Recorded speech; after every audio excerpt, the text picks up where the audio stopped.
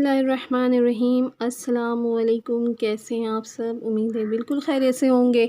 तो जनाब मैं हाज़िर हूँ आज एक नई तो नहीं बोलूँगी मैं, क्योंकि अमूमन घरों में ये खाया जाता है और बहुत पसंद किया जाता है। तो जनाब आज मैं लेकर आई हूँ रेसिपी चने की दाल और कद्दू के सालन का और बॉयल एग का।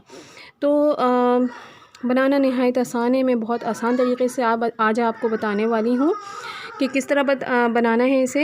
तो आए चलें देखते हैं मैं किस तरह से बनाती हूँ। तो जनाब मैं इसे कुकर में बनाने वाली हूँ और मैंने कुकर में यहाँ पे थोड़ा सा ऑयल डाला है और इसमें मैंने बारीक कटे हुए 2 अदद छोटे साइज़ के प्याज डाले हैं और इन्हें मैं अभी हल्का सा ब्राउन करने वाली हूँ। तो यहाँ पे हमारा प्याज हल्का सा ब्राउन हो चुका है। अब मैं इसमें अदरक लहसुन मैंने एक चम्मच कूट के रखा है, तो वो मैं इसमें ऐड करूँगी और इसे थोड़ा सा फ्राई करूँगी प्याज के साथ। इसकी खुशबू बहुत अच्छी लगती है प्याज के साथ जब ये अदरक लहसुन को हम भूनते हैं। अब मैं इसमें 2 अदद कटे हुए प्याज डालूँगी और इसे भी इनके साथ थोड़ा सा पकाऊँगी मैं। जब ये हमारे टमाटर थोड़े नरम हो जाएंगे फिर मैं इसमें मसाले ऐड करती जाऊंगी। इसमें सबसे पहले मैंने 1 चम्मच गरम मसाला डाला है और ये नहायत आसान तरीके से मैं आपको बता रही हूँ, बहुत झटपट तैयार हो जाएगा इस तरह से। मैंने यहाँ पे 1 चम्मच काली मिर्च डाली है। अब मैं यहाँ पर डालने वाली हूँ ज़ीरा पाउडर, 1 चम्मच भर के मैंने डाला है, क्वांटिटी के हिसाब से है। तो यहाँ पे मैंने पीसी लाल मिर्च डाली है 2 चम्मच और थोड़ा सा तीखा अच्छा लगता है ये सालन। और चने की दाल तो वैसे ही कद्दू के साथ बहुत मज़े का होता है, मगर इसकी शर्त ये है कि चने की दाल हमारी बहुत अच्छे से गली भी होनी चाहिए। तो यहाँ पे मैंने 1 चम्मच डाला है धनिया पाउडर।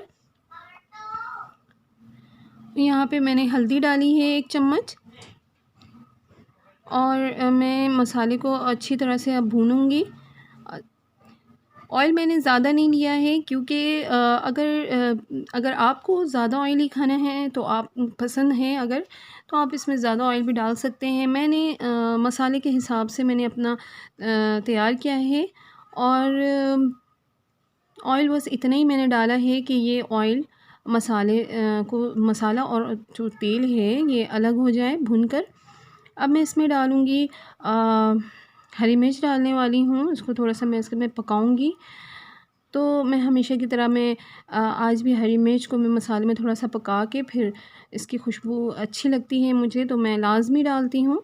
अब मैं यहाँ पे चने की दाल मैंने फुला के भिगो के रखा हुआ था, तो वो मैं डालने वाली हूँ, मैं डाल रही हूँ।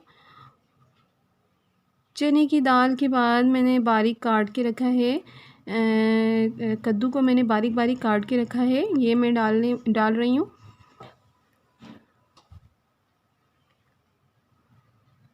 अब मैं इसमें नमक डालूँगी, नमक हस्बे ज़ायक़ा है, मैं अपने हिसाब से डाल रही हूँ। अब मैं इसको ज़रा सा मसाले में थोड़ा सा चलाऊँगी, चला के फिर मैं पानी डालूँगी। मैं उतना ही पानी डालूँगी कि हमारे चने की दाल और कद्दू अच्छे से गल जाए। अगर आप इसमें मीठा खाने का सोडा भी ऐड करना चाहते हैं ताकि आपकी दाल और अच्छे से गल जाए, क्योंकि इस सालन में चने की दाल जितनी ज़्यादा अच्छे तरीके से गले हुए होते हैं उतना ही मज़ेदार ये सालन में लगता है। तो मैं इसमें यहाँ पे पानी ऐड करूँगी और इसके बाद इसको गलने के लिए रख दूँगी तकरीबन 20 से 30 मिनट के लिए, क्योंकि हमारी चने की दाल थोड़ी ज़िद्दी होती है तो इसको थोड़ा गलने में टाइम लगता है। और अगर आपका कुकर बिल्कुल नया है तो ये फटाफट गल जाएगा। तो मैं यहाँ पे थोड़ा सा खाने का मीठा सोडा डाल रही हूँ ताकि हमारे जो चने की दाल है वो अच्छे से गल जाए। तो जनाब यहाँ पे मैं अंडा फ्राई कर रही हूँ। अंडे को थोड़ा सा ऑयल में फ्राई कर लो तो इसकी शक्ल बहुत ज़बरदस्त हो जाती है। तो मैं यहाँ पे अंडा फ्राई कर रही हूँ, उधर हमारा सालन तैयार हो रहा है। तो ये हमारा सालन यहाँ पे तैयार हो चुका है। कद्दू और चने की दाल को मैंने गला लिया है, जितना हमें शोरबा रखना है उस हिसाब से मैंने शोरबा रखा है और अंडे को मैंने इसमें डाल दिया है।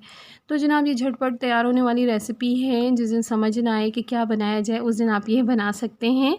और ये नहायत ही मज़ेदार सालन है और झटपट तैयार होने वाला सालन है। तो आप इसे ट्राई ज़रूर कीजिएगा। मेरे तरीके से ये बहुत ही आसान और ईज़िली बन जाता है।